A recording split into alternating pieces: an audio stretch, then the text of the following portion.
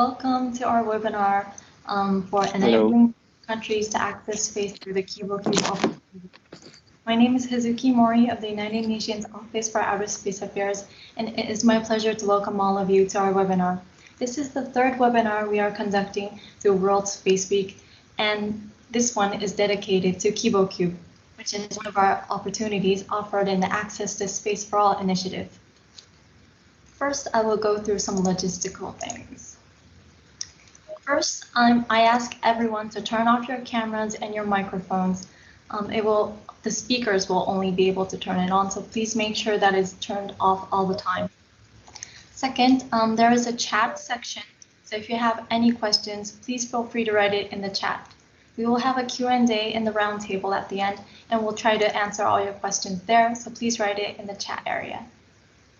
Third, we are recording this webinar right now, and we will put the presentations and the recording of the webinar on our website probably next week. So make sure to check our website if you want to see the details of the presentations today. The agenda for today is first, our introduction to our office's Access to Space for All initiative. Second, we will talk about the KiboCUBE program in details. Third, we will talk about JAXA, our partners. JAXA will talk about the contributions to KiboCUBE and the future ambition of the program. Fourth, we will have a lightning session from past winners of KiboCUBE. Today we have 5 winners of KiboCUBE, and we will have 5-minute presentations from each of them. And last, we'll have a roundtable and a Q&A with the winners. And if you use social media and you want to tweet or do anything with our webinar, please use the hashtag Access to Space for All. Okay, so first I would like to introduce you to our first speaker, who is Jorge Del Rio Vera, Scientific Affairs Officer of the United Nations Office for Outer Space Affairs. Jorge, you have the floor. Thank you very much, Hazuki, for the introduction. Thanks a lot. Let me put up my presentation.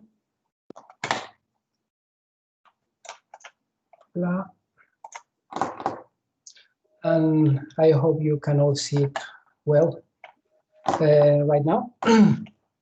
So thank you very much to all for joining us today. I want to thank you for your time, and it's really a pleasure to see so many people connected today. So as Hazuki mentioned, I work in the Office for Outer Space Affairs. The office manages and implements a program on the peaceful use of outer space, which has many other activities under, like we have a project for space law for new space actors, or we have another project on space economy. And we have also a project that is called, well, a program that is called the Program on Space Applications. We are doing all that being this amount of people. I mean, we are dealing with quite a number of topics, and this is how the office more or less looks like. I mean, this picture is from last year. So we are about 30 people working in the office. And as I said, we are implementing different programs. One of the programs we are implementing is called the Program on Space Applications, which is summarized more or less in the screen, which primary goal is to further knowledge and experience on space applications. And it has different components. It has a theoretical component, it also has a policy component, and it has a hands-on component, which is called Access to Space for All initiative. And that's the initiative I'm going to be talking about today. What is that about? Well, the Program on Space Applications have been running for almost 50 years, and it has been primarily providing theoretical capabilities, theoretical opportunities through conferences, training courses, and symposium.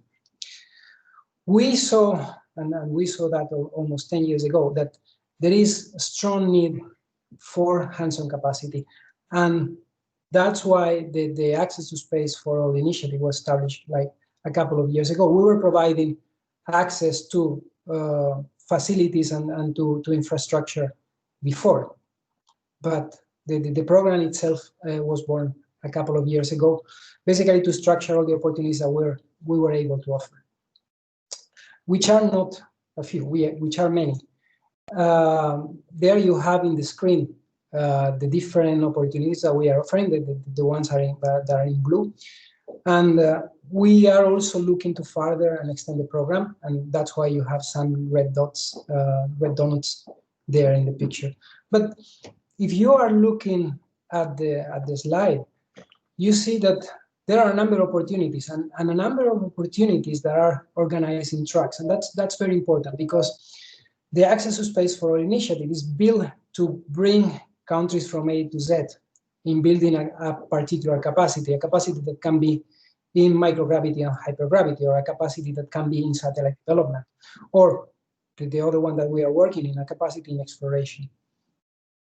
And we cannot do that without our partners, because the access to these infrastructures that we are providing under Access to Space for All is provided free of charge, which is very important, because there are countries for which accessing to this infrastructure or facilities would be either too costly or they would simply not have access to that. And that's the beauty of this program, that infrastructure and facilities are provided, the access is provided free of charge, so all countries can benefit from it. Of course, it's directly mainly to developing countries. And that's also important for the partners that we have in the initiative. I mean, you can see there, we have the European Space Agency, we have DLR from Germany and SAM from Germany, we have China Manned Space Agency, we have also private companies like Airbus, Sierra Nevada Corporation, and Avio. And for the opportunity that we have today, we have JAXA, the Japan Aerospace Exploration Agency, which has been a long-standing partner for the office for many years. So the partnerships are crucial for us. And the idea of having this initiative is also very important for them, because it's not about providing one opportunity, one single shot opportunity, and that's it. There are a number of opportunities that together create synergies. So it really makes an impact in the countries that are part of the program. And you will see today, I mean, with KiboCUBE, the example. Access to Space for All is a full package. We have the hands-on opportunities, and we also have the possibility of building some theoretical capability to basically benefit better and to take profit of the opportunities. We are conducting now a series of webinars that the themes are now in the screen, that are basically to help those who want to apply to the opportunities to be able to apply in better conditions, which is a need that we have seen growing in the past few years. This is a list of webinars that is more or less common to all the tracks that you have seen in the previous slide, but we will also have dedicated webinars for the different opportunities that we have, and that will be announced in our social media and our web page of the office. So going back to the tracks, I mean, you may be wondering, okay, hands-on opportunity, I mean, that's fantastic, but what's for? I mean, does it make any sense? Of course, it makes sense. I mean, let me go to personal area. Okay, I was born in a country that I was very lucky because my country has an astronaut, and I was born in a period where the space was really booming. I mean, it was the time of the space shuttle and on many other missions. So space was a great thing when I was being raised, and I could see role models in my country. As I said, there is an astronaut in my country. So for me, it was really easy to say, okay, this is what I want to do in the future, because I had the role model. But in some countries, that's not the case. And talking with people from those countries is, when you are talking about something about like space, they say, well, this is too far reaching. I mean, it's impossible, it's very difficult. That's not for us. Access to Space for All actually provide the possibility of saying, yeah, this is for us. And you will see in the examples today. And that has an impact in the country, because people get inspired. And young professionals, young students, they say, well, there is an example in my country, so this is for me. And an example and role model is very important. And this is one of the side aspects of the Access to Space for All initiative, to basically create that interest so people in the country is interested, young people in the country is interested to pursue STEM careers and get really cutting edge skills to be part of the space industry and the space field in the future. And just to illustrate that with a couple of slides that you see, well, that still looks very far-fetched. You will see in the example of the talks that we have later that is not. But here, for instance, one of the opportunities that we have with SARM, the Center for Space Technology and Microgravity in Germany, and DLR, the German Aerospace Center, we are providing an opportunity to utilize a drop test to basically simulate microgravity on Earth. These are the pictures from a team from Bolivia, Universidad Católica de Bolivia, that have applied to drop test this year, and they are now building an extruder for a 3D printer to be utilized in space. And they are going to test it thanks to one of the opportunities that we are offering in the Access to Space for All initiative. More, another example is related to the talks of today, KiboCUBE, partnership with JAXA, the Japanese Aerospace Exploration Agency. The picture that you have seen, you have in the screen is a team from Guatemala, Universidad del Valle de Guatemala, who deployed the first satellite, CubeSat, of the country of Guatemala this year in April. And these are just two examples of this year, but we have many others. And that has an impact in the country. That creates a change of mentality to the people that in the beginning were saying, well, this is not for us. That, oh yeah, of course, yes, we can. And that's the beauty of this program. And we are talking about a CubeSat, and we are going to be talking about CubeSats later on. We are not talking about a big satellite that is very powerful. You can actually do a lot of things with CubeSat, and they are this size. It's 10 centimeters by 10 centimeters by 10 centimeters. But another opportunity that I was mentioning before, we just opened yesterday an opportunity with Avio, which is a private company from Italy. And that opportunity allows to launch a bigger satellite, which enables also the partnership between different countries because it's more complex, so different skill sets are needed. So in a nutshell, that's the Access to Space for All initiative, and that's why it's important.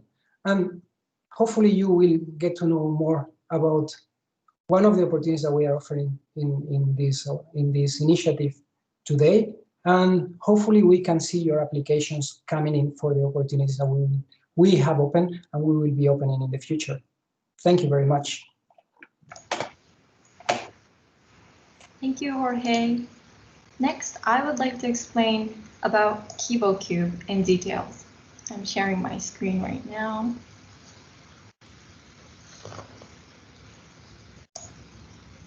Okay, so I'm gonna make it brief, but what is KiboCUBE? And as Jorge explained, it is a cooperation program between us and JAXA, which started from 2015 under the Access to Space for All initiative.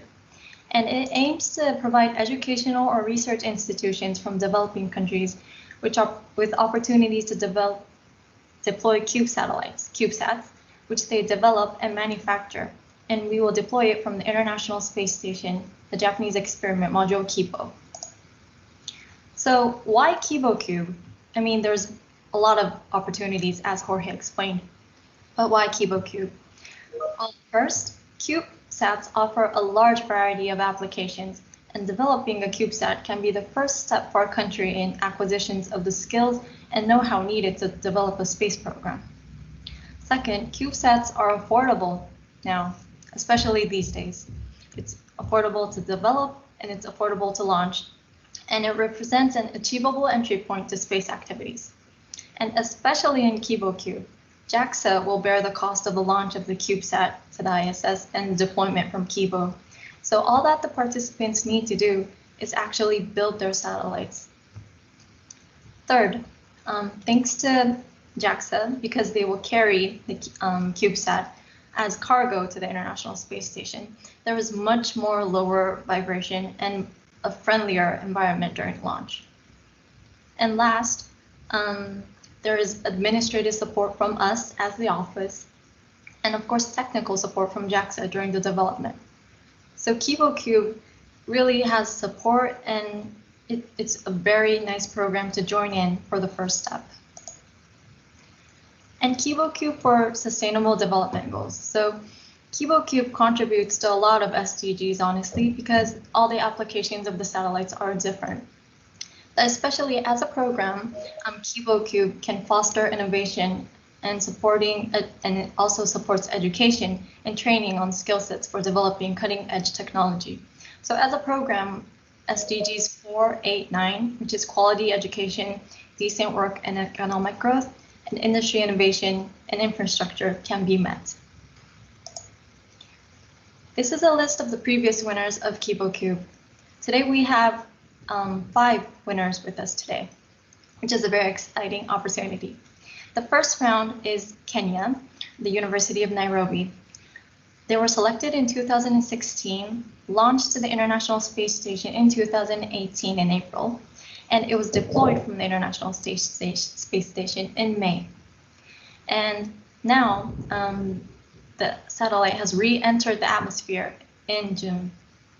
It successfully completed more than 10,000 orbits around, and it is just amazing how much it has done for Kenya, because a space agency has been developed thanks to this. The second round winners is Guatemala, and they have deployed their satellite this year in April. We'll hear more about that later. The third round is a team from Mauritius and also a team from Indonesia. The fourth round is Moldova, and the fifth round, we have just selected them, is SICA, Sistema de la Integración Centroamericana. So right now we have 6 winners, and 4 of them are currently under development. The requirements for participation are as listed below, and you can see them from the applications that we have done in the past. But basically, the opportunity is a slot to deploy a 10 by 10 by 10 centimeter 1U CubeSat from Kibo. The criteria is listed, but it is open to entities located in developing countries that are member states of the United Nations. Basically, to research institutes, universities, and public organizations, and entities located in countries that have the means to transport artificial satellites into space and place them in orbit are not eligible. The eligibilities are listed as below, but the applying entities are responsible for the development of their CubeSat, including the design, manufacturing, test and verification of their CubeSat, as well as its operation and utilization after the deployment. The things listed are things that need to be done by the applicant. The basic KiboCUBE milestone is as written. So for the selection, it will take about 14 months.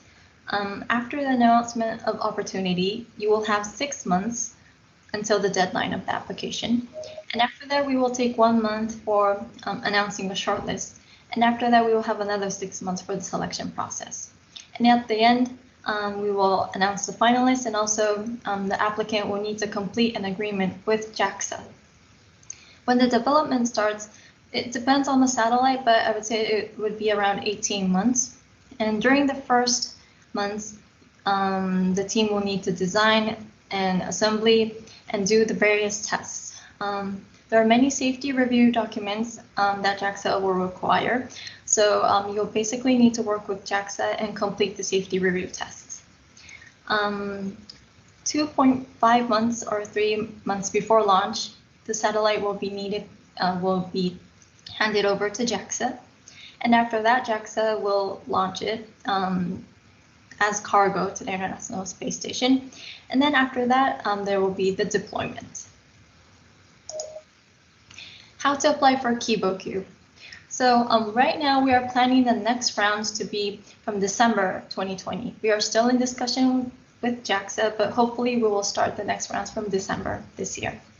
Please make sure to check our websites and also our social media. We will announce that in those platforms. Until then, we have some webinars that could help you on how to apply for KiboCUBE. So first, we will have a series of webinars on the Access to Space for All initiative that Jorge was talking about. And we will have one webinar again dedicated to KiboCUBE, and it will be in more details. So that should be in December 2020. And also we will have another series of webinars for the 6th round of KiboCUBE. And this will be done with JAXA and with the cooperation of Japanese universities. This is scheduled to be sometime in the first quarter of 2021, so next year. It will have a lot more explanation in details, and meaning that we will talk more about the application forms, we will talk more about the technical parts as well. So if you're interested in applying for KiboCUBE, please make sure to join in both webinars, and I think you will get the overview and also like the details and the technical aspects, and also you will have a lot more chances to do Q&A. So please make sure to tune in. Thank you, and if you have any inquiries, please make sure to send emails to us at UNOOSA Access to Space. Okay, thank you. So the next speaker is Ms. Ayaka Kosibano from JAXA. She will give us a brief overview of the contributions that JAXA does for the KiboCUBE. Shibano-san, you have the floor.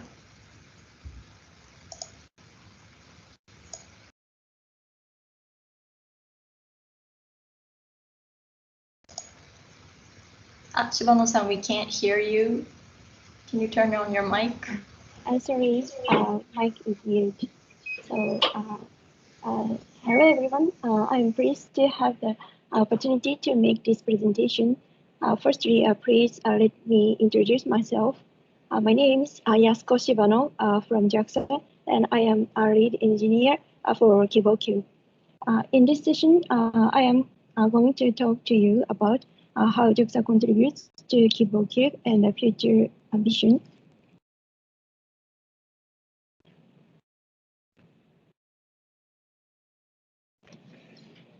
First, I'd like to introduce about a GEM small satellite orbit deployer called JSOT.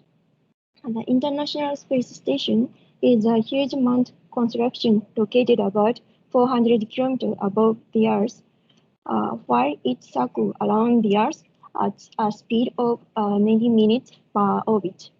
Earth and star observation and many experiments and research are being conducted. One of the ISS is the Japanese experiment module known as Kibo. It is Japan's first human-rated space facility. Variety of missions are conducting both inside and outside the module. One of some unique mission is JSOT to deploy and inject the satellites into the orbit. This slide shows the process to the release of the satellite. First, the developed CubeSat is installed on a special case for development, which is called JSOT, and then packed into a cargo transfer bag. Then they are transferred to NASA and launched as pressurized cargo by rocket. Because of CTV bag, the vibration environment is lower than that of the rocket, and other environment, for example, temperature and so on, are more friendly during launch. After the JSOT case arrived on the ISS, astronauts mount the JSOT case on the platform, and then the platform is carried out of the ISS through the airlock.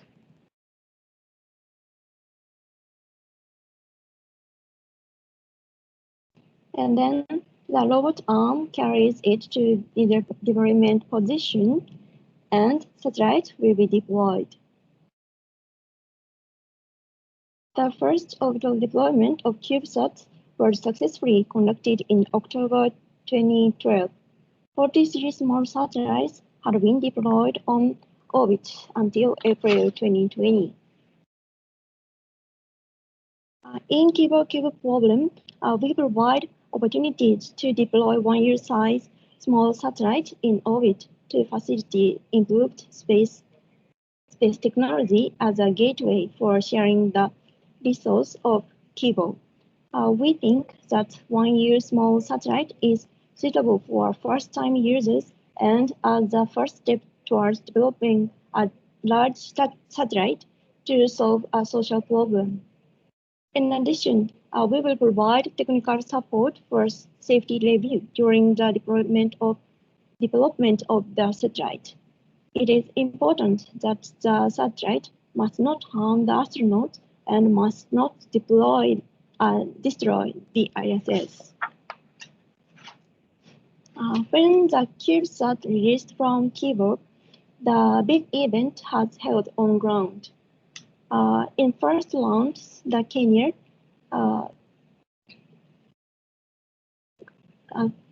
Kenyan government and a representative from the University of Nairobi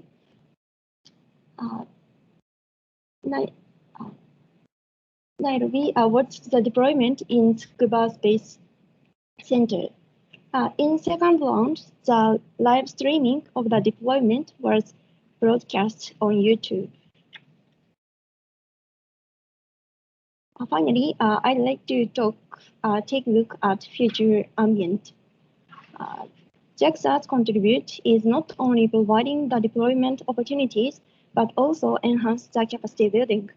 We think sustainable support is needed to help emerging space national build technological capability. And it is also important to give technical feedback so they can improve their applicants for the next opportunity. So we are discussing how to strengthen the capacity building for these possible applicants in satellite development, satellite operations, and data utilization between JAXA and the University of Japan. Thank you for attention. We are looking forward to seeing you in the sixth round of applications. Thank you. Thank you, Yasuko. Next, we will move on to the exciting part, which is the lightning sessions from the past winners. As I mentioned, we will have 5 winners. So first, we will start with the second round winner of Guatemala, Professor Victor Hugo Ajodi Balades, Head of Mechanical Engineering of the Universidad del Valle de Guatemala. Victor, you have the floor. Suki, I'm sharing my screen.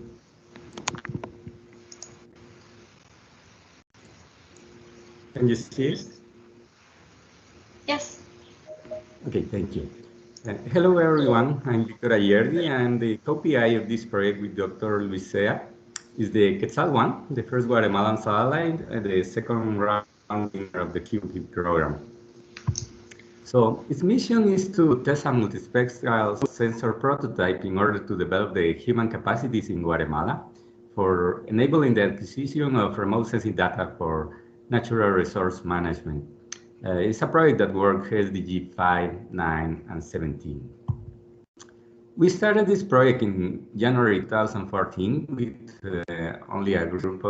a group of only 4 students. And at that time, this sounded as a crazy dream, probably.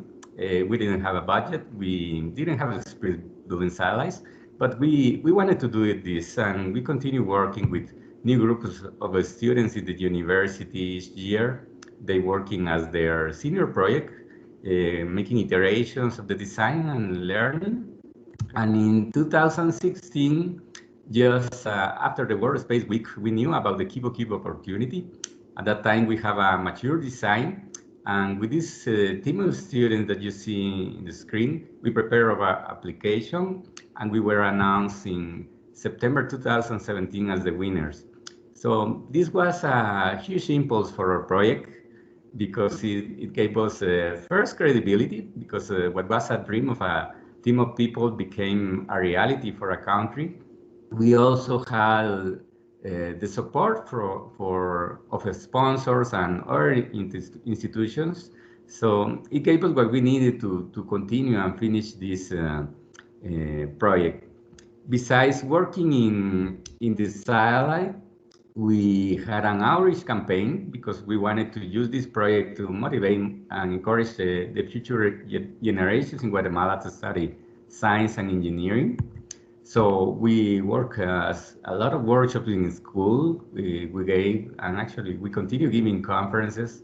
We had a lot of support from media, and our female members of the team work special topics to promote engineering among girls. We also have this partnership with a newspaper in which we publish 55 articles, one article each 2 weeks, explaining all about the CubeSat and the project. We organize 2 competitions. One competition is to name the satellite. Quetzal 1 is the winner. You see the boy who proposed that name. The Quetzal is the national bird of Guatemala, and it's a symbol of freedom. And we also have a second competition to design the mission patch that you see on the screen, and you can see there the Quetzal actually. So this helped a lot to promote the project. Finally, when we have this year the deployment, when the satellite was transported to the ISS on March, both of these were huge events in Guatemala. People were really happy about that, and you could feel those days a national pride with a great coverage on media.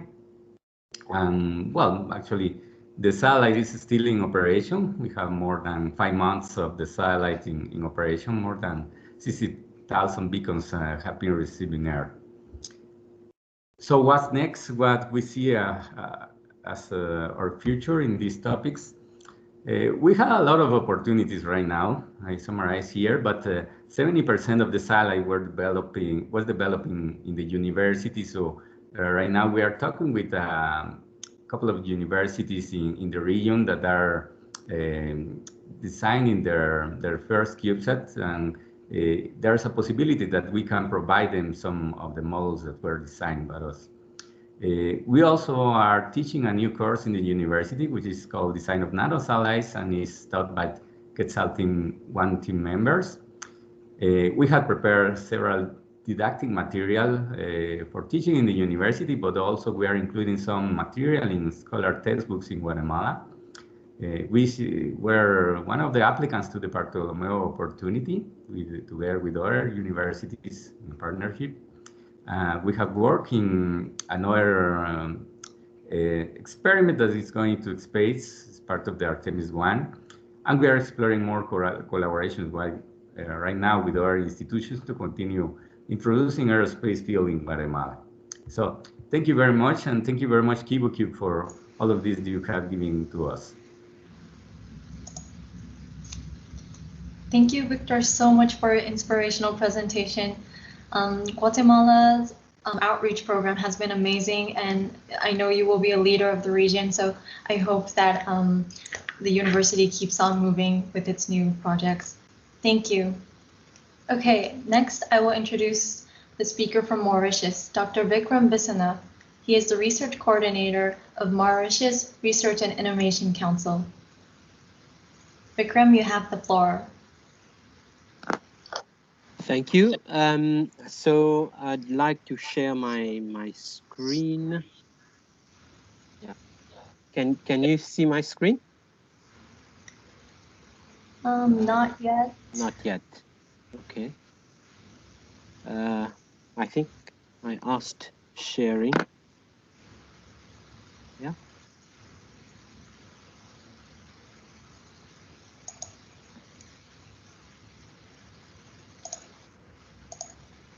Now is it okay? Yes, we can see it now. Okay. Okay. So thank you. So I'll present our case. So we are from Mauritius, which is a very small island in the Indian Ocean off the coast of Madagascar. Very small surface area, 2,000 square kilometers, but we have a huge exclusive economic zone of 2.4 million square kilometers. And we are faring well in Africa, first in ease of doing business. We have quite some interesting stats, and our economy are starting to diversify. So we have been granted our independence since 1968, and 50 years down the line, we are looking to send our first satellite in space. So I am from the Mauritius Research and Innovation Council, which is a parastatal body working towards the promotion of science, research, technology, and innovation in the country. So we work for collaboration between the public sector, private sector, academia, and society. So how did we come to this opportunity? So through the Ministry of Foreign Affairs, we got the call in January 2017. So we didn't have much expertise in CubeSats. We had two of our staff who were aerospace engineers. So we looked for partners, and we got the opportunity to collaborate with Clyde Space in UK. The first attempt didn't quite went well. We had some issues about the ground station, satellite, etc., data usage, etc. So then we retried, this time with association from a local radio amateur, and we were lucky enough to be selected for the third round. So basically, the main mission, the objective of our satellite is, of course, to acquire satellite technology, knowledge, and to be the first initiative in space. So this was a huge event when we announced that we were the winners. So much so that the Minister of Technology himself decided to sort of chair a national committee to oversee this project going well. So we build capacity, communicate with the satellite once in space. We will be having a ground station which would be quite sophisticated. And eventually all this journey is now making us to think about an ultimate objective to set up a space program for Mauritius. So currently we have three main components. So we started from the mission analysis to currently we are in the third safety review being carried out by JAXA. In terms of the ground station, we are currently in the implementation. So we are expecting the equipment from Clyde Space to come in. We have already registered the satellite with ITU and IARU. So we've gone through all these steps.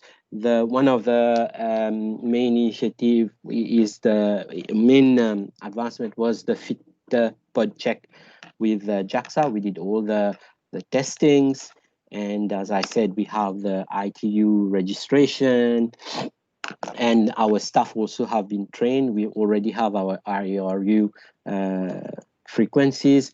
So then we decided that to increase capacity building, the radio amateur in Mauritius helped us to mount this antenna, which is a receiving ground station, very simplified receiving ground station.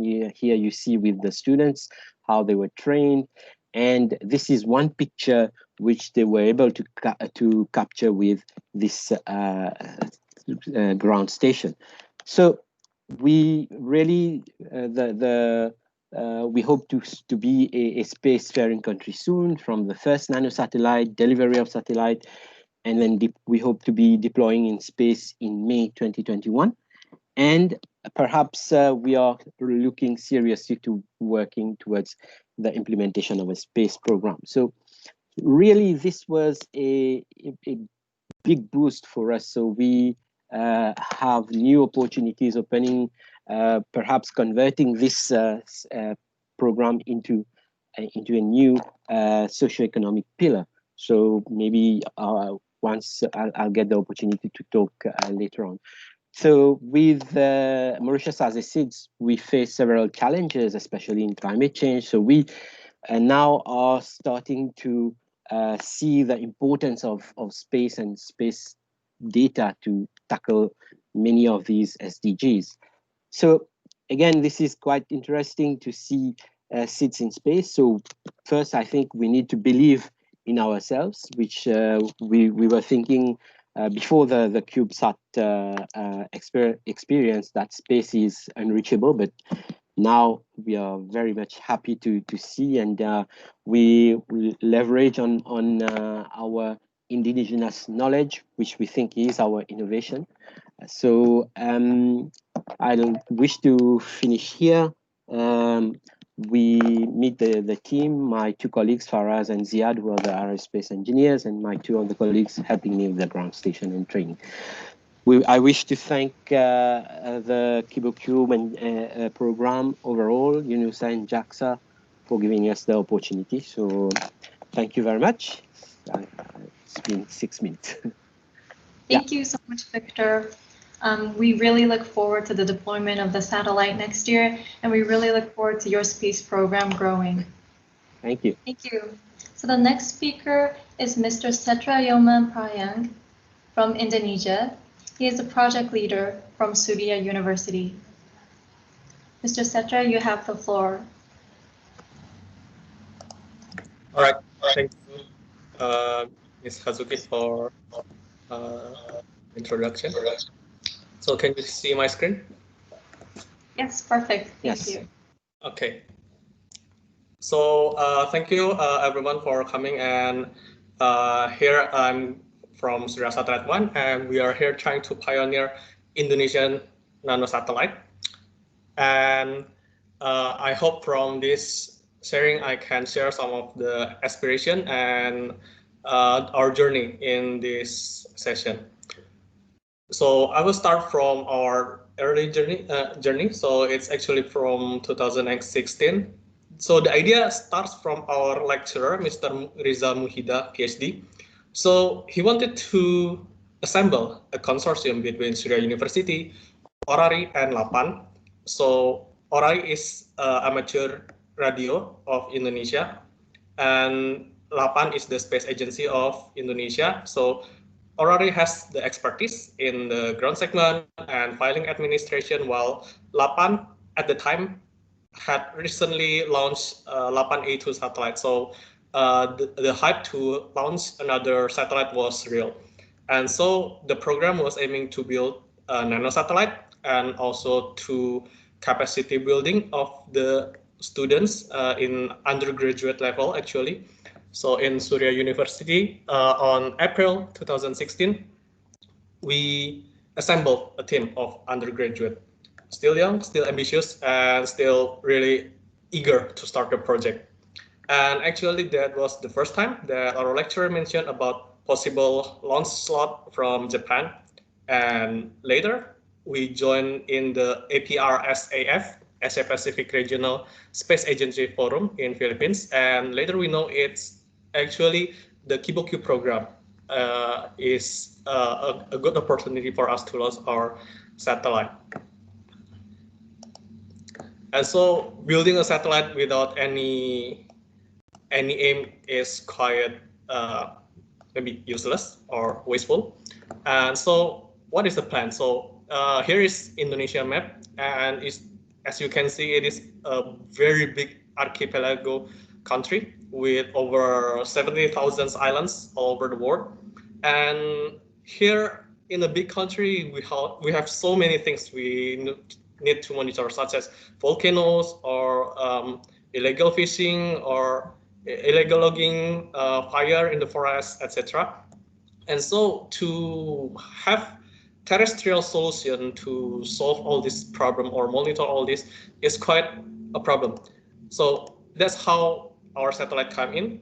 And here we hope to be able to deploy a sensor like in the volcano, and with our satellite we will be able to receive the status and just directly send it to the HQ in Jakarta, capital of Indonesia. And maybe given enough remote station installed throughout the country, and with the constellation, hopefully one day, we will be able to monitor all of that. And for that exactly to happen, we will need our very first prototype. And so this is a render image of our satellite that is currently under development. And currently we are entering the phase 3 of JAXA review on our satellite, which was the last phase of it. And in the future, we hope to be able to launch the satellite in 2021. And I hope in the future, there will be much more application of the KiboCUBE program, and maybe from creation from all of you presenting here. And maybe I want to close this presentation with an old saying by Werner von Braun: "One good test is worth 1,000 expert opinions." And just to note that we are undergraduate, we start from nothing, really nothing. We are not actually aerospace engineer or something. We are just, we are physics engineer, but we really come from zero, and we were thankful to be able to get opportunity from KiboCUBE program to be able to launch our satellite, and hope in the future there will be much more cooler things from you guys coming to the KiboCUBE program. And so thank you. Feel free to contact us if you have any question or in the session. Thank you. Thank you so much, Satra. We really hope you have a successful round for the rest of your reviews, and we hope that the satellite will be deployed in 2021. Sure. Thank you. So the next speaker will be from Moldova, Professor Viorel Bostan. He is rector of the Technical University of Moldova, and he is the 4th winner of the KiboCUBE. Professor, you have the floor. Thank you, Hazuki. Hello, everyone. I will share my screen. I hope you can see it. We are very glad to participate in this webinar and to share our experience, and in this manner to motivate more people, more countries to apply for this beautiful opportunity. So actually, I'm representing the Technical University of Moldova, and I think we started probably in 2008 to think about establishing a center of space and satellite technologies at our university. And the main reason was that the space technologies and space exploration usually serve as a very nice motivation and catalyzer for a younger generation to pursue engineering career. Also, Moldova has prior experience back 30-40 years ago in participating in some space exploration programs during the when it was a part of the Soviet Union. But after independence, we were not involved in any space exploration programs. Therefore, we decided to relaunch. And again, some enthusiasts from the Faculty of Electronics and Communication and also from the Faculty of Mechanical Engineering had this idea. In 2012, the center was established as a structure of the Technical University of Moldova. Today, we are the only one research group involved in space-related technologies, and right now there are around 35 people involved. PhD students, master and bachelor degree students. We already established several courses related to the satellite communication area, to the software development for satellite technologies.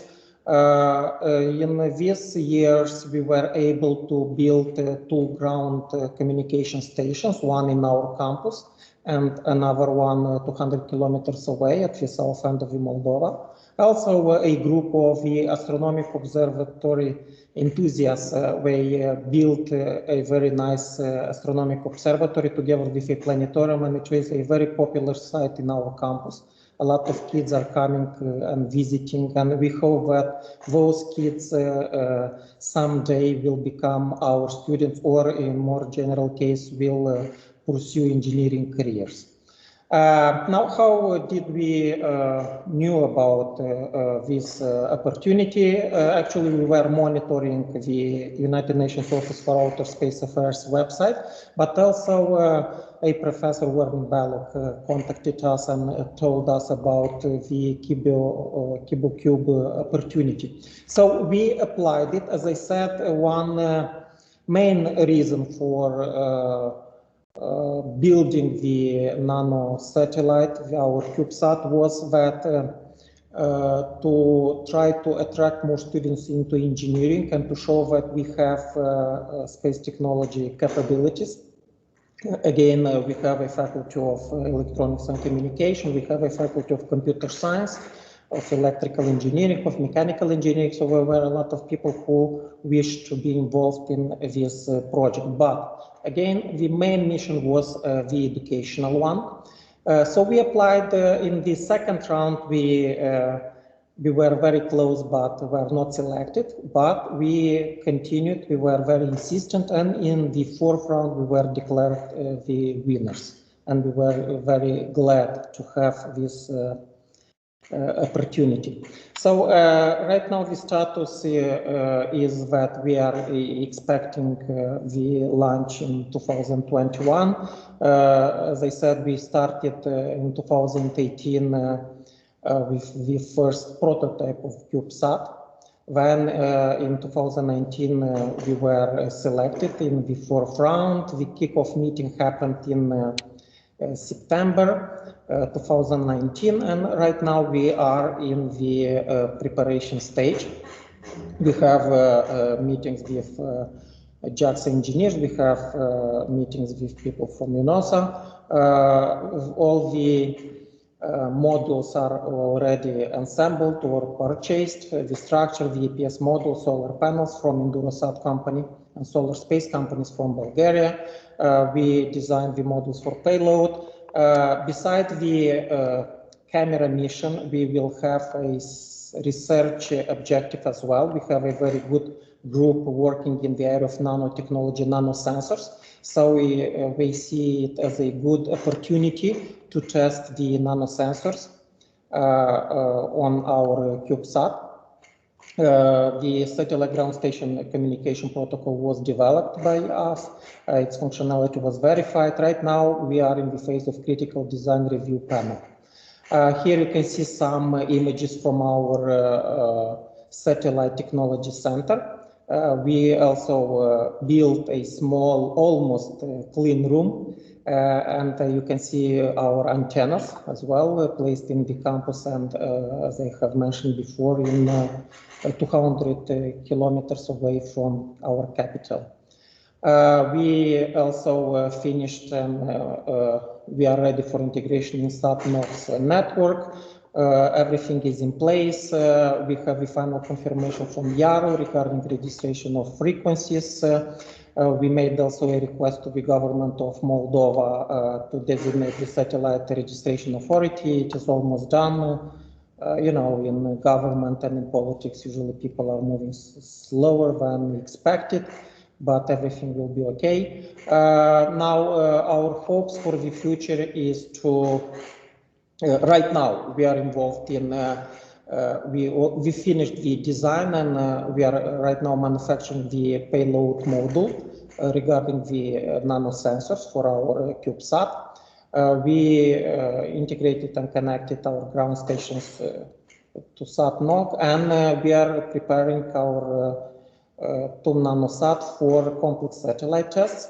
We have, in this sense, a very good collaborative agreement with the Institute of Space Sciences from Romania Space Agency. We are having this partnership, so some of our satellite tests will be carried on in Bucharest at FAT Institute because we have the capabilities.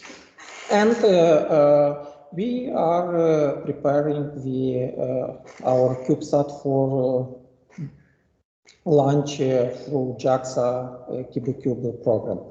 Now, our long-term plans is to move further to design a 3-unit CubeSat nanosatellite with more complex research and educational missions.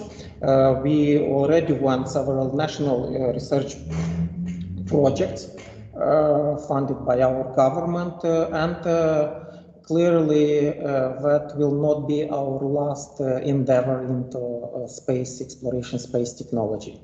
As anecdotal evidence, I recall when 8 years ago we announced about opening our satellite technology center. Even the press, media were very skeptical, pessimistic. Sometimes they even laugh at us, saying that where is Moldova and where is the space exploration? And we are very glad that we proved them wrong. And today, I think the reputation and image of our university, and in more general, the reputation of our country is much better than it was 10 years ago. We were not treated as another maybe small agricultural country on the outskirts of Europe.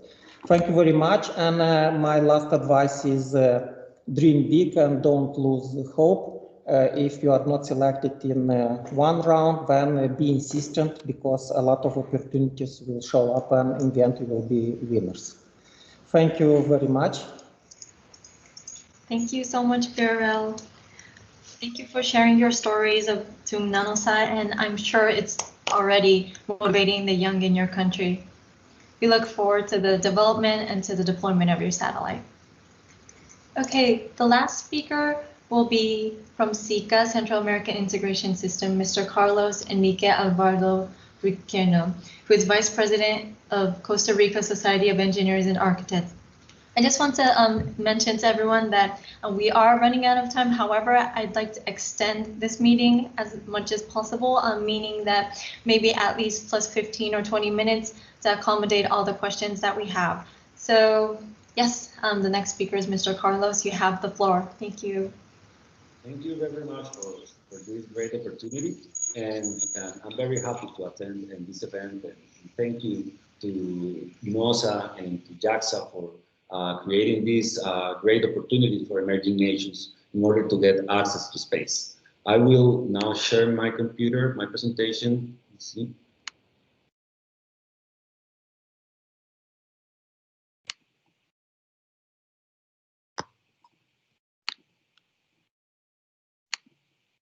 Can you see the presentation now?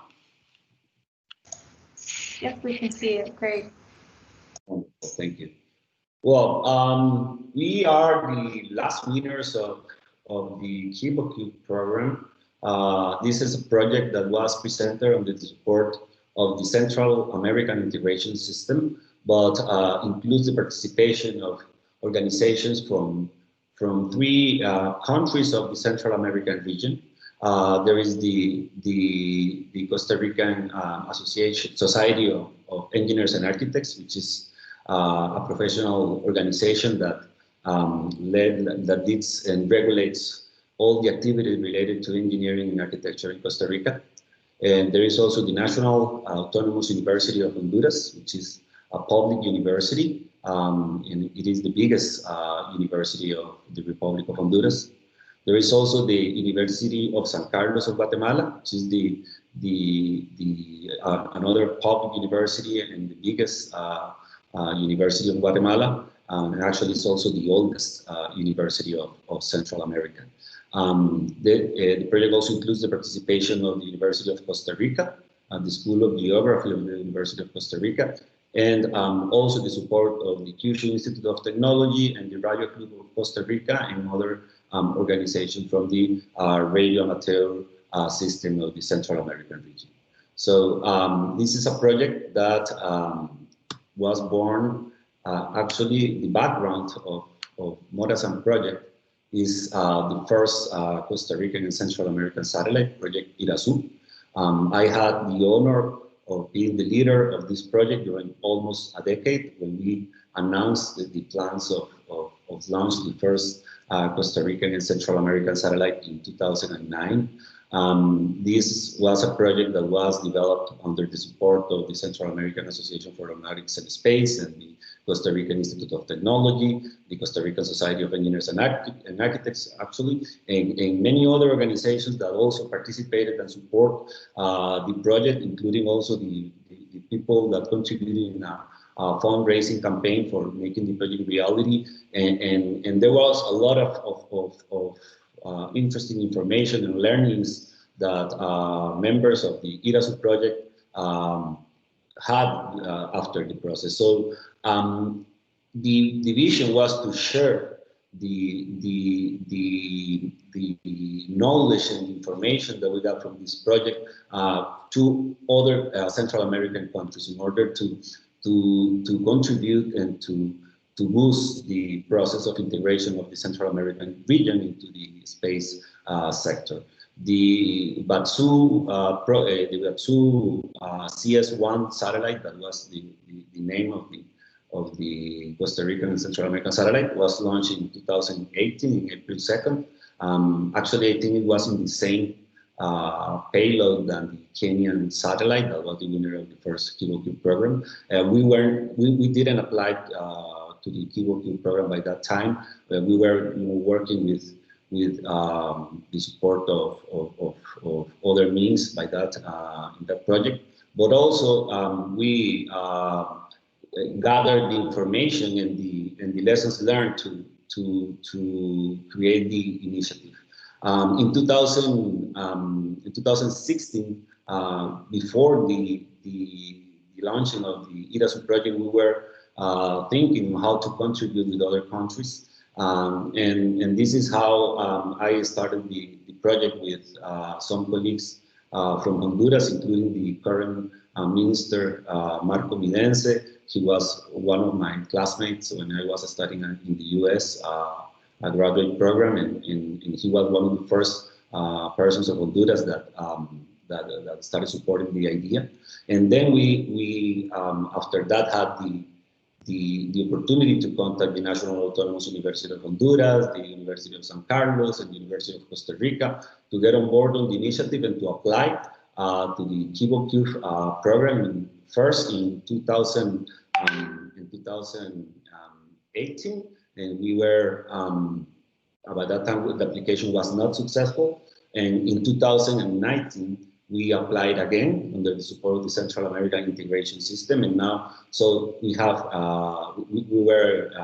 we succeeded in the application, and now this is the scheme of the organizations that participate in the project. As I mentioned before, the University of Costa Rica is also a public university in the country, the biggest, and they are in charge of developing and leading the scientific mission that I will explain. There is also the University of San Carlos of Guatemala that will support the design and development and integration of the satellite with the colleagues of the National Autonomous University of Honduras. And in the operations phase, we will have also the support of QTech, of JAXA, and also the Mauricio Research Council is part of this project in the operations phase, for instance. So I think this is a very powerful lesson also for all of us, because we are sharing knowledge and we are creating more opportunities to be engaged in the global space value chain through this kind of collaborations efforts. Why we applied to the KiboCUBE program? Well, we know that Central America is a top risk region. Our countries are among the highest in the World Risk Report, and it is also a region that has a combination of exposure to hazards and vulnerability. Exposures to hazards are more physical, and vulnerability responds to other factors like more social development that our region has. And there is a lot of asymmetries also in the region that we need to understand. And in addition, the region had the necessity to create ways to monitor this vulnerability and exposure to hazards. What is the biggest vulnerability, the big hazard that we have in our region? Well, it's floods. Floods creates a lot of social and infrastructural losses, and this is why the University of Costa Rica developed a model to identify what are the areas that are most vulnerable to these kind of hazards, and they also include factors of topography, land use, meteorological, And well, the missions of the project after the design of this scientific mission, monitoring, as I mentioned before, the weather variables in vulnerable remote areas, providing early warning during extreme weather events. The CubeSat will relay the information that we will measure on ground by a system of devices that will send information to the satellite. And the information will be downloaded to a ground station located in the National Autonomous University of Honduras. The second mission concept includes the transmission of testing images using a combination of cell phone and handheld radios in post-event situations. And this is where the radio amateurs organizations comes in. They are usually after a disaster. The first transportation or communications means that fall down and make people is isolated, and many times there are only the amateur radio systems that are working in this kind of events. So this is why we wanted also to include their capacities for this second mission concept. And this, in the third mission, is more educative, is to include also students from schools to learn how to track the satellite. And then they will download the information using a Yagi antenna coupled with a 2-meter radio. And this sound file will be decoded later to an image, and they will, well, we will be able to have an image that's downloaded from the satellite in their cell phone. So we think that this is also very powerful, because that will inspire the students, the young generations to believe in the capacities of their countries and the value of international cooperations, and most important, to create the capacity that we need to build the future cosmic society. So we think the project Morasan will be a paradigm model, a model of example of cooperation among the many nations in a region that has the right to dream with a better future. So we invite everyone to join us in this dream. Thank you very much. Thank you so much, Carlos. Actually, it is our first time that we have a regional organization that is a winner of KiboCUBE, and we believe it stimulates the region as a whole, and also it inspires other regions as well. So we really look forward to your development and your deployment. Thank you so much. Thank you very much. Okay, I apologize that we're going over time, but since we have a lot of questions coming in, I think we'd like to start our Q&A session. So maybe my colleague Jorge can also help me, but I am checking right now. I guess the first question in the chat is from Singi. UNOOSA provides admin support and JAXA provides technical support during the development. So what can we do as after launch support? So Jorge, maybe you can help me on this one. Yeah, thank you very much, Cindy, for your question, and Hazuki. Well, I don't really like the admin support word, because we are doing much more. We are getting engaged in the meetings that are taking place with JAXA and the different winners, basically to follow up the progress and to try to, again, make the most impact out of this project. So we are actually helping in communication and trying to communicate to the world the things that are happening. But that's not the only thing. We have been discussing with some of the winners how to go further, and some of the winners are interested in actually, well, they see KiboCUBE as a start, and now they are looking what to do further, and the office have a wide range of programs that can actually help and can actually assist. So KiboCUBE is an entry point, and there are many other entry points, for the work of the office, for helping promoting and furthering the knowledge on space applications, and also space law, policy, and economy. So this is kind of the beginning, not the end.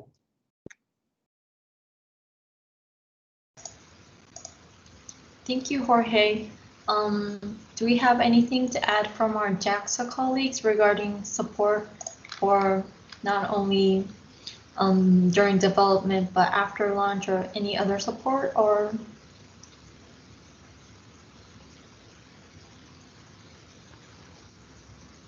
After the launch, satellites are released by command, so not technical support is needed. We just provide orbital information after the launch. As I explained in my presentation, deployment events can be supported.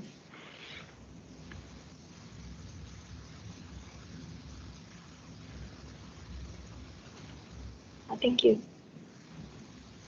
Thank you, Yasuko-san. Okay, I'd like to go to the next question, which is, how can we join the KiboCUBE as an emerging country in space applications? Jorge, do you think you can answer from the office? I think this is a more interesting question to be asked by some of the winners, how they came, they have explained how they came about the program, but maybe some of them want to elaborate. It's very easy. Applications are open, and we will have a new round opening in December. So stay tuned, and we will organize a webinar, as Hazuki mentioned in her presentation. So join the webinar and learn more about the opportunity. But I'm sure that our winners have something to say in that regard.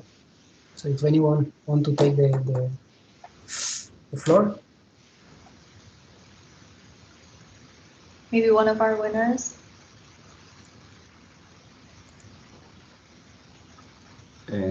Well, I will say that the application has two components for me. One is the scientific point of view of the application, where you have to have a good mission, and the other is the educational and outreach point of view. I think that the impact of the project has to include all of this that I mentioned in my presentation.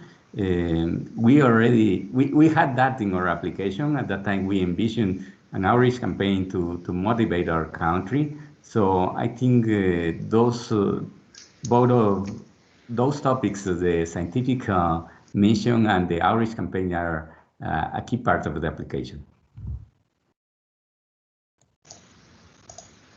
Thank you so much, Victor. Are there any other winners that can also elaborate on this theme? Maybe you can also talk about the next question, is how to look for what to put in a successful application. So if you have any advice to the newcomers of the application, and also let us know if there was a part that you didn't like about the application.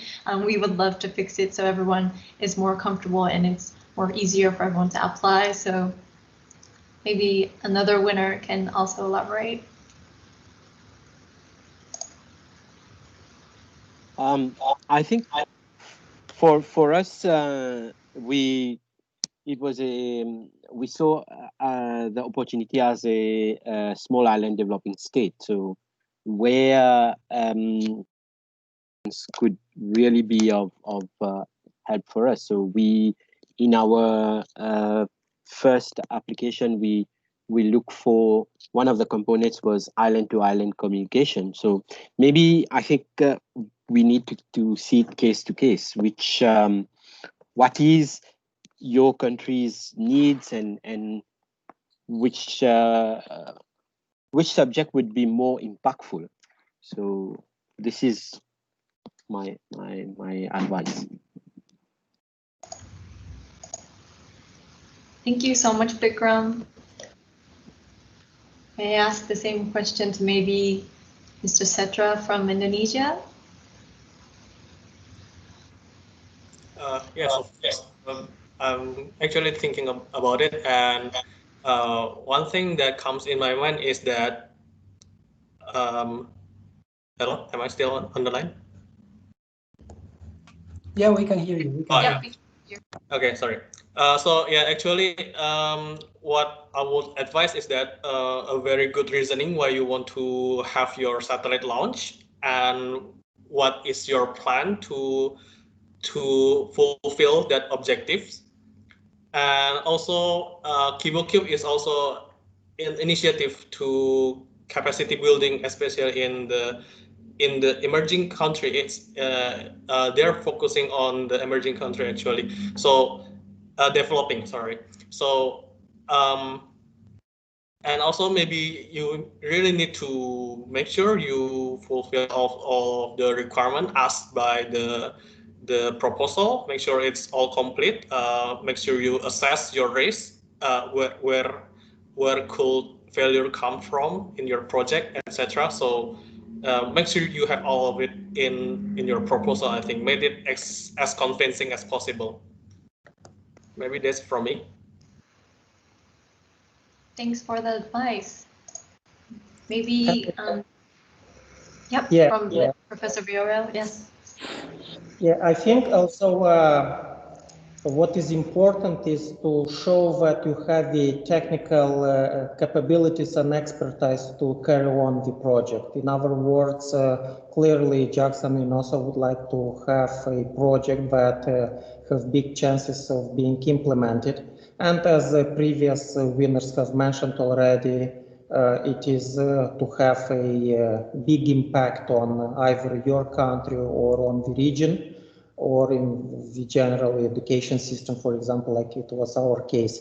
Clearly, the missions are also important, but in my opinion is, first of all, you have to show that you possess technical capabilities, you are wishing to win, and you have the expertise. Thank you very much. Thank you so much, Professor Viorel. Yes, I think the implementation is one of the things we are also looking for. So that was a great advice. Carlos? Yes. Very short advice too. In mine is concerning the mission that we need in order to apply.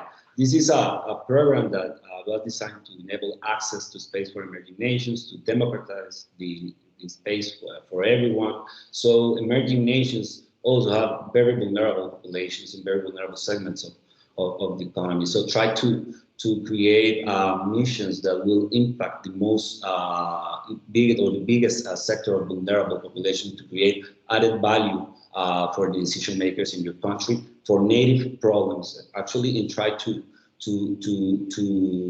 take profit of all the knowledge that other organizations that have been participating in this program. I'm sure that many of us will be also able to discuss and to be in contact with all of you in order to bring some advice. So this is my advice. Thank you so much, Carlos. We have another question in the chat. Can I a small little point? Go ahead, Jorge. Just know that the application is also part of the process, and it's also a learning process. So even if you are not winning when you are submitting your application at first time, and that probably has been mentioned by some of the winners that we have today, you can still refine it, continue working, and it's a recurrent program. I mean, as far as JAXA would like to extend it, it will be open. So we will have the 5th round, but hopefully we will have a 6th round. And if you are not winning one round, just keep working on your application. It was probably good enough, but there were others that were better. We will provide you feedback, and you will be able to improve it for the next round. So it's a learning process, and it's very helpful for students and the people that is involved in the project. So don't take it as something negative, not to get to win, but just an opportunity for improvement. Thank you. Thanks, Jorge. We had a question about internship for PhD students working on nanosatellite development. Our office provides a fellowship program with QTech, a Japanese university, and we will open the fellowship program hopefully from November or December, open the applications for next year. So please stay tuned on our website. We will post it probably in November, latest December. And the next question was, how many participants are in every competition in average? So does this mean how many people are applying each time, or the number of winners, or the number of team members, or maybe I can take that. I think the question goes from the point of view of the number of applications that can win. That depends. Normally, it depends on the discussion with JAXA. I mean, we had rounds where there was one selected winner. We had rounds where two were selected. In terms of the number of applications, it varies. It depends on the year. Some years we have quite a lot, but then the following year it's a little bit less, and then new applicants come in, and the others that didn't apply for a year, they come back again. So the number really varies. I mean, what you have to focus is on yourself, on your team, submit an application, and take it from there. And if you don't get to win, just continue improving, because one day you will definitely be able to win. Thank you, Jorge. Another question to our colleagues in Guatemala and Mauritius. Are you able to judge the impact of your project on the interest of youth to enroll in space science university programs, to science studies in general? So, Victor, do you think you can answer this question? Yes, we've seen, especially this year, that we had this huge media coverage of the deployment. We have more students interested in studying with us in the university. We still don't have aerospace engineering in Guatemala. So we are seeing right now in Guatemala as the university that is near to that. We hope in the future someday open that program in Guatemala. So far, we only have the mechanical, mechatronics, electronics engineering. So we have students that are studying with us because they see us as a way to learn about aerospace. We're including in our programs, as I mentioned, several didactic information about the satellite. So I think it probably will help us in the future to have enough students to open this degree in Guatemala. Yeah, and for us, our situation is really different. We are really at the very, very beginning of the story. So our universities do not offer this type of highly specialized training in satellite and space technology, and so we didn't have enough, even the expertise to build the satellite. We have two of our aerospace engineers who went to study abroad and then came back with the knowledge, but we didn't have the equipment. So we asked for collaboration, and we were lucky enough to be associated with Clyde Space, which are helping us to build the satellite. And at the same time, we are really building capacity for the satellite. We will be having a ground station really starting from scratch. And now we are starting to incentivize the young secondary school students on satellite space technology, and they are really very excited. So what we see is that there is opportunities, big opportunities for space satellite technologies to be developed, and we would like eventually to talk to the universities and try to introduce these more specialized programs, although there are not exactly very specialized space training programs, but there are students who are starting now to see the different opportunities. So really our initiative in space is opening many doors and many opportunities. Thank you so much. Yeah. I would like to extend this question to our other winners as well. Maybe Satra-san, Mr. Satra in Indonesia, have you seen an impact from you winning the project? Yeah, actually, if at the start of our journey, it's actually very tough for us to kickstart our program, and we do not have the expertise, and we do not have the support that we needed, and so after we winning the KiboCUBE program and everything fall into places, like the sponsors and the technology, the expert is getting interested in our project, and so yeah, by winning the project, it really convinced the others that we really is able to finish this project, and we really able to develop our own project.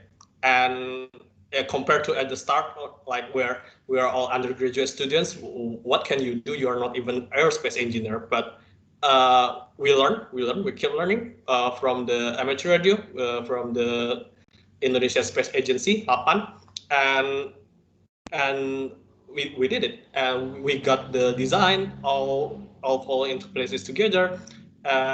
We create a very convincing proposal for UNOOSA, and yeah, that's a very big impact to our project. Thank you so much. Yeah. Maybe Professor Viorel, do you see an impact in Moldova? I cannot say that we have students coming directly to our university because of our satellite and space technology center. But in the last 5 years, we've seen a constant increase in number of students choosing to go to the information technology and communication programs. Also, we've seen more students interested in electronics, which maybe it's due to the fact that we have this satellite program. But also I can say for sure that meeting, for example, with different companies interested in investing in Moldova, when we are visiting our university, once we are mentioning that we have the CubeSat program and that we are preparing for launching our satellite, we are quite impressed, and I'm sure that this tells about our technical capabilities and about our quality of education, which has a big impact as well. But I'm sure that after launching the satellite, we will see a surge in the interest towards pursuing engineering careers and coming to our university. That is for sure. And of course, it will be another reason to be proud of our country, our university. Thank you. Thank you so much, Professor Viorel. Regarding the fellowship program I mentioned, I put it in the chat, so I hope all of you can see it. And, oh, Carlos, do you think you can add to the question as well? Sure, yeah. I would like to contribute also to that point. Well, I can say that part of the impact from this kind of project, also for universities, is very important. In our case, I would like to remind the case of INIRASU project. After we launched the satellite, now we have a lot of students organized in universities interested to study a career related to engineer, including graduate studies abroad.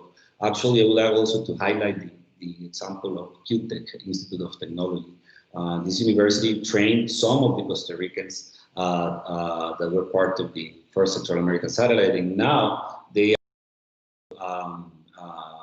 this is the university where with a student from Honduras is now taking also advantage of the opportunity to study there, and we hope to continue, strengthening the ties with other educational universities. from the Central American integration system. Now we were also in a close relation with the International Space University, for instance, and this also will bring more collaboration to the 8 country members of the Central American integration system for increasing space capacities in young generations. So we are sure that this project Morazán also will create capacities in the universities that are involved in the project and will inspire other initiatives from other countries of the region. I'm sure of that, and I think this is the biggest contribution that this kind of project brings, because that creates capacities in the generation that will remain for the future and that will contribute to create the capacity we want in our region. Thank you so much, Carlos. Okay, we have one last question, and I'm sorry, I skipped it already, but it is, how can we initiate collaboration among the KiboCUBE winners, for example, collection of telemetry data? And I know some of the winners work with the radio amateur community, so I would like to ask maybe the team from Guatemala and from Moldova, since I know they have connections with those communities. So yes, if I can have Victor and Professor Viorel answer the last questions, that would be great. Okay, thank you. We're working with the SATNOX network. It's very helpful, and that is why we have received so many beacons from our satellite, because we are receiving the signal in more than 30 countries in the world.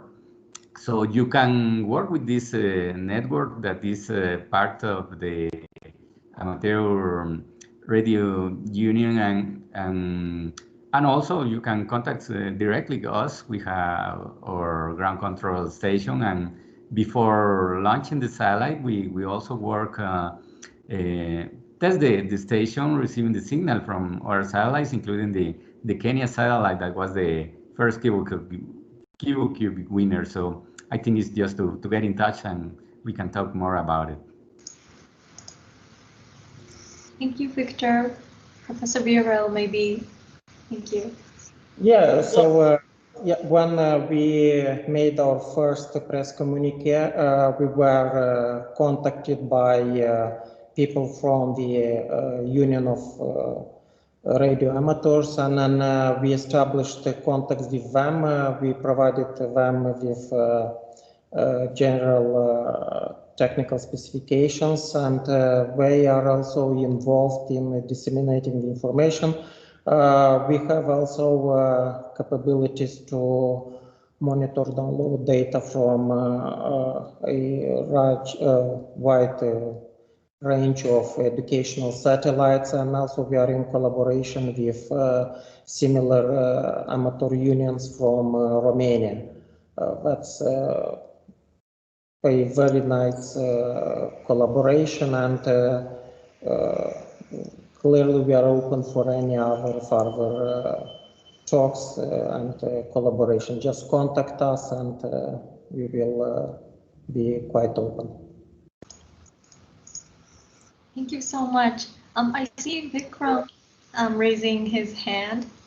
Do you have anything to add to this? Yeah, just to add, our radio amateur in Mauritius has been collaborating with Professor Victor, and he has been downloading some of the telemetry of Quetzal. So just to highlight this. Thank you. Thank you so much. Okay, I think we've cleared all the questions. If you still have any questions, please feel free to email us. And also, please make sure to follow our social media and check our websites for the announcement of KiboCUBE. So thank you so much. We've gone 30 minutes over the schedule, but I think it was very nice that there were questions coming in, and I had a lot of the winners answer it for you. So yes, I hope it was very nice for all of you as well. So as I mentioned, we will have another webinar in December as part of the Access to Space for All initiative, and also another one next year after the AO has been finalized, a webinar to talk in more detail about the applications and everything. So Thank you so much for your participation. And yes, we hope to see all of your applications. Thank you so much.